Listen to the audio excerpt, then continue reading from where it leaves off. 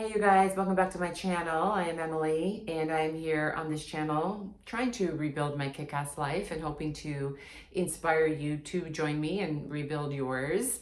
And today I just wanted to follow up with you regarding the last video I did, which I believe was last weekend.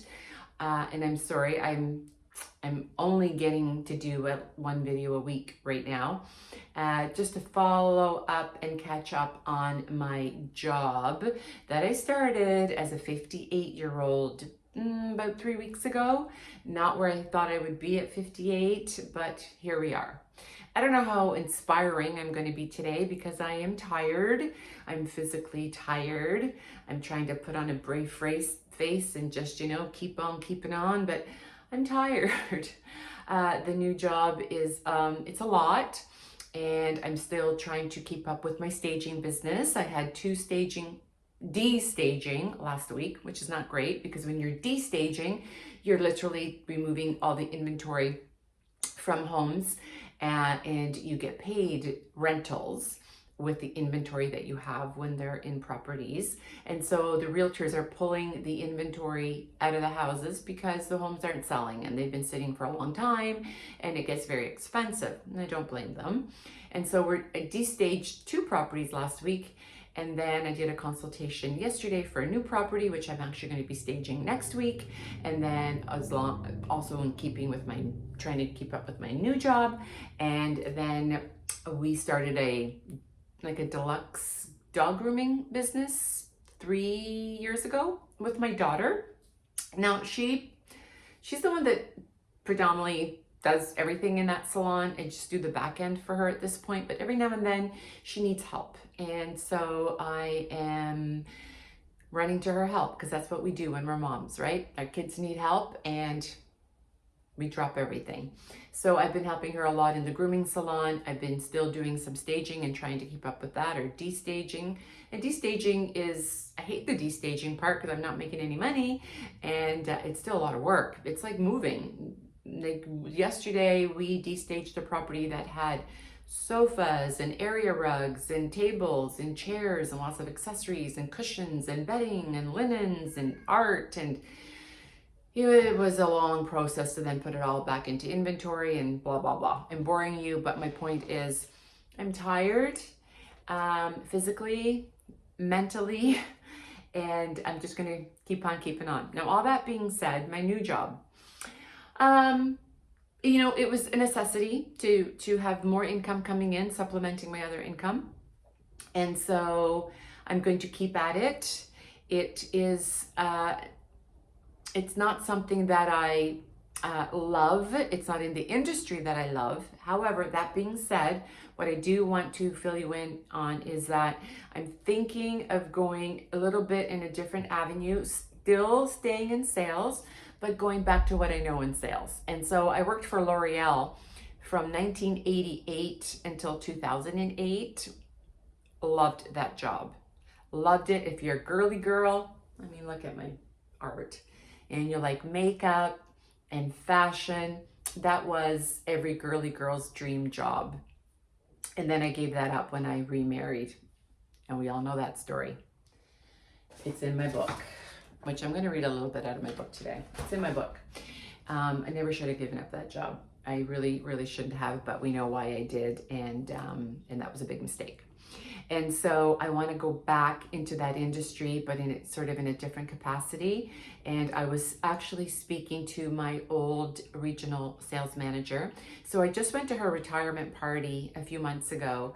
And you guys, I was sitting in my car one day. It was pouring rain outside, and I had a bunch of sales calls to do.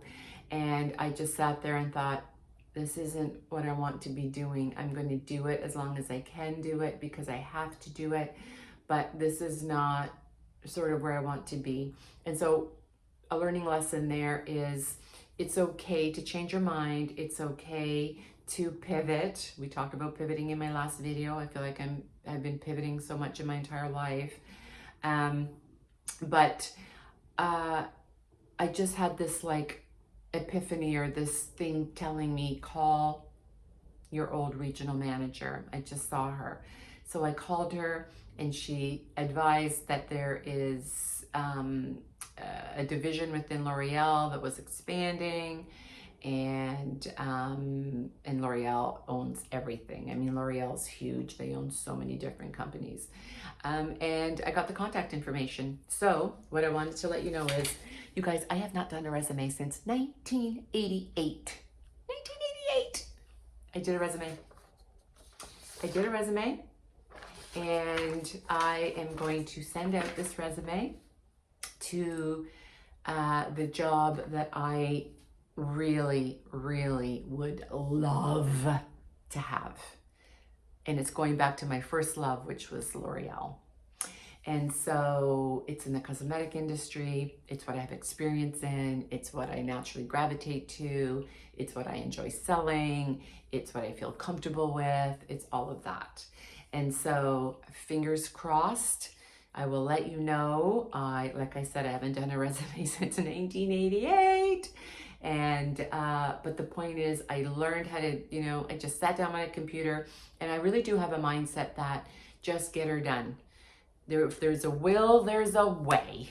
And I'm like, I've not done a resume. Back in the day when I did a resume, I typed it out. I think it was on a freaking typewriter. We didn't have computers, you guys, in 1988. We did not. And so I typed it out, my resume. And anyway, I got my resume done. So I actually already sent it off last night. So fingers crossed, hoping that that goes well. So if you're out there and you're looking for a job and you don't like the one you have, just, I don't know, just have that mindset of, if there's a will, there's a way. Why not me? Why not try? Leave no stone unturned. That was sort of my mentality. And so that's where we are with that. Okay. Then the other thing I wanted to talk about was, hang on,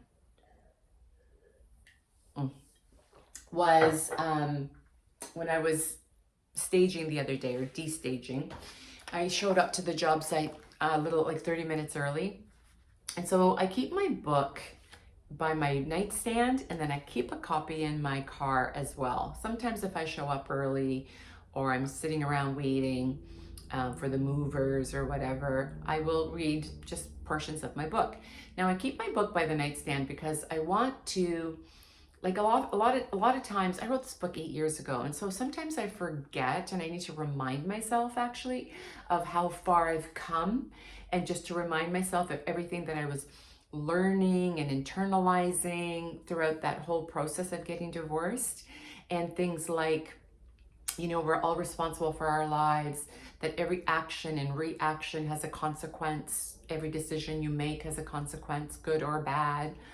The importance of healing, being on the journey of healing, the importance of self-care, this too shall pass, all of those things, letting go of attachment to material possessions, or letting go of attachment to anything that no longer serves you. Just all those lessons that I was learning, all the life tips, kick-ass life tips that I wrote in my book. Sometimes I forget those, and I need to be reminded. And so I picked up the book yesterday, and I came to this page, this life lesson. And I'm going to read it because I just think that it might just, just jog a little like aha in your memory, because I needed to hear it, because I'm sort of going through a little bit of this right now, and I wanted just to share it with you. Okay, it's quick, so bear with me. Life lessons. Most people just exist in their life, not really deriving any real pleasure from their life, not really being in charge of their lives or their outcomes.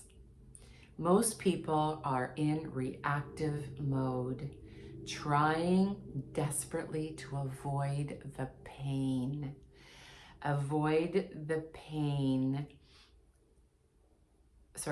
people to avoid the pain and trying to run away from anything that doesn't feel comfortable. The reality is that pain is everywhere. It will come and it will find you. You cannot escape pain. That's just life. and that's how life works. People spend their entire lives trying to avoid the pain of rejection, the pain of defeat, the pain of disappointment, the pain of losing, the pain of failure, the pain of being criticized, the pain of not being liked. And that's so true. We're all going to face pain in our lives, whether it's losing a job, having a failed business, getting our hearts broken, losing a spouse, losing a loved one, the pain of having someone that's terminally ill. Pain is going to find us. And it is so important that when pain comes, that we surrender to the pain. Back in the day when I was doing my whole journey of rediscovery and becoming the best version of myself and healing, I read this book by Eckhart Tolle, The Power of Now, which really is life-changing. He also wrote another book, A New Worth. But if you're going to pick one, I would read The Power of Now, how just being present, staying in the moment, not worrying about the future because it causes so much anxiety, not thinking about the past because that can cause so much depression. How surrendering to pain and surrendering to anything that is beyond our control is something that we all need to learn, because then we don't feel like we're constantly swimming upstream. We just sort of go with the flow of the pain and sort of go through the fear and walk through the pain, because without the pain, without suffering, there is no evolvement. There's no growth. Yeah, that's what I learned. Anyway, disappointment, the pain of losing, the pain, what we must understand that without no pain, there is no gain. And that's the whole thing, right? No pain, no gain. When you're starting a gym, that's like all their mottos. There's no gain without the pain. Well, that is true for our lives as well. Now, the pain of regret is what we will definitely have if you're afraid of the pain of change. And I feel like so many of us are afraid of change, the pain that comes with changing, especially divorce, because my whole rebuilding a kick-ass life came after my second divorce. And it was so painful to go through losing your home, having to start over, changing everything, changing your lifestyle, changing what you're used to, changing what you were comfortable with. And so the pain, regret is the pain that we're going to have if we're too afraid of the pain of change, because I do not regret getting a divorce. It was probably the best thing that I've ever done. The only thing in life that is constant for us, or the only thing that's, sorry, I'm trying to speak and read at the same time, so I apologize. The only thing in life that is constant is change. Regardless of the pain that we may encounter when we do change, sometimes we need massive change in order to attain the quality of life that we want, that we all are striving for, and that we deserve. And so isn't that the truth? Because so many of us get stuck that we don't want to change because it's harder. It's harder to make those changes that are necessary in order to get to where we want to be than to just stay complacent. And so, you guys, pain, nobody, I don't care who you are, is going to go unscathed in this life. We are all going to suffer. We are all going to have adversity. We are all going to have loss. We are all going to go through some really hard times. There's going to be times that life is just going to knock us on our fucking ass. And what are we going to do about it? That is what my point of the video today is.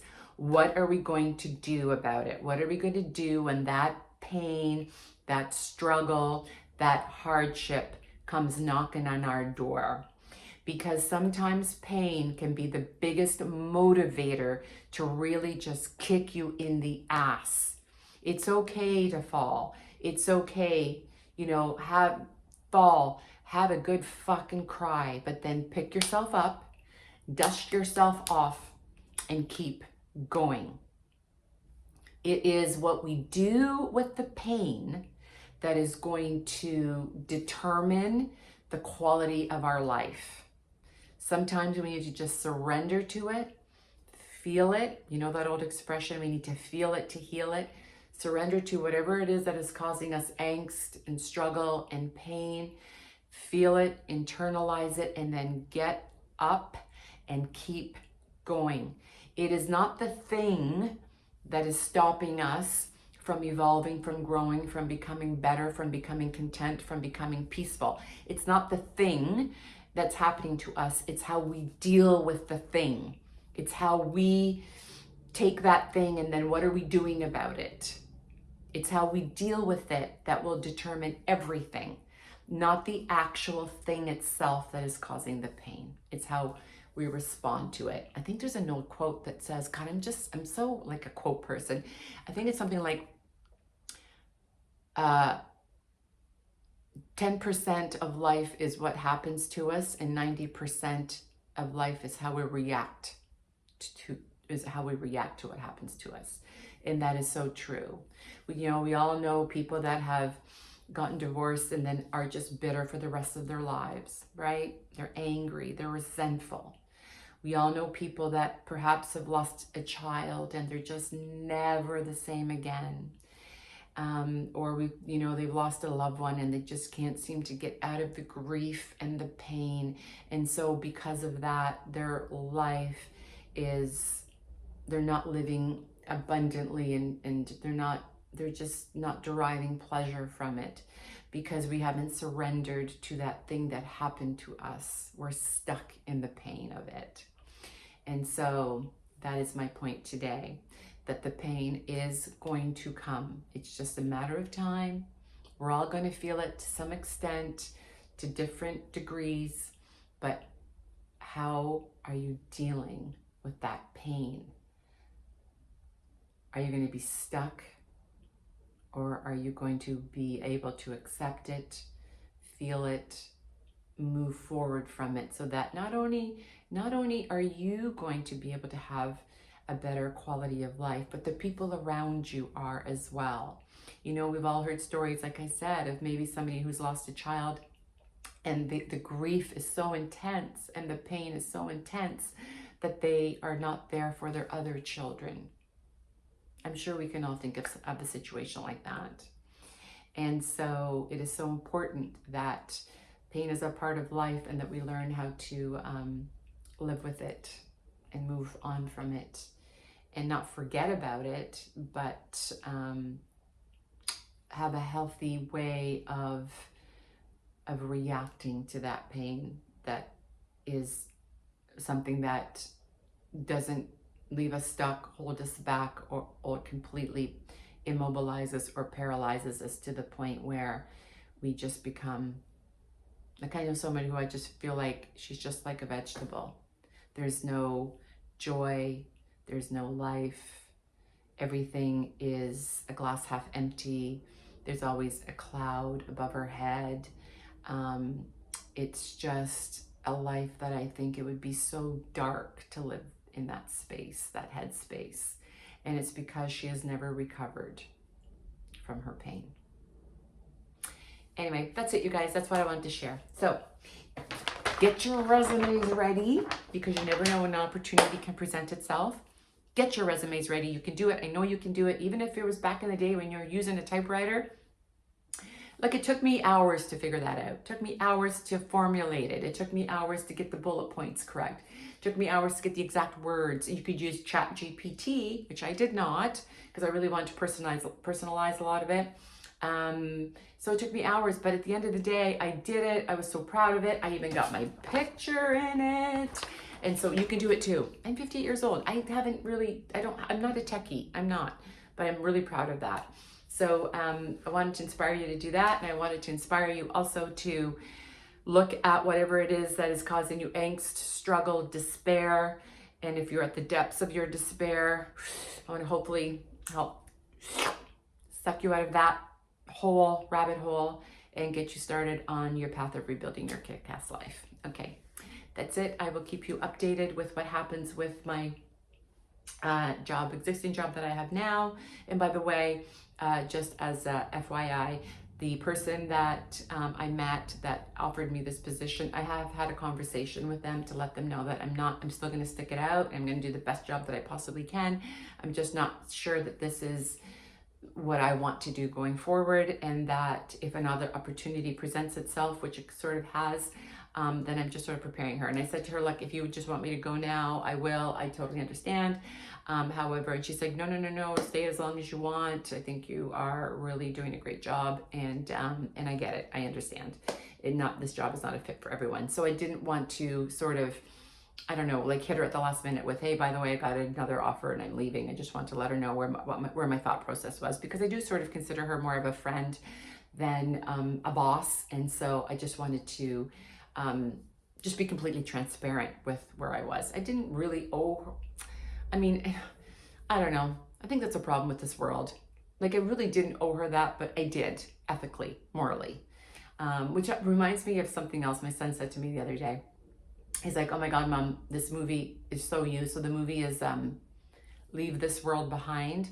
And it just starts with Julia Roberts, and she's looking out the window and she says, I just hate everybody.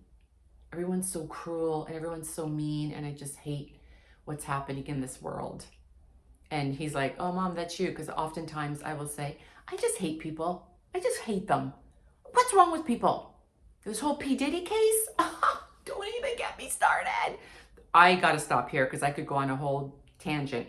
I just feel like in this world, everyone is just so, it's a dog-eat-dog world. Everyone's out for themselves. You know, there's so many people that have narcissistic tendencies and traits, and they don't care about anybody else. And we're just so mean and so cruel and so cutthroat. And you just got to get out of that mindset, even though I feel you, I hear you. Sometimes my mind goes there too, and it's like, oh, what's wrong with everyone? What's wrong with this world? But we've got to just try and stay positive, think positive, surround yourself with like-minded people, lift others up, and it will come back to you. Okay, that's it. I'm done my rant. Talk soon.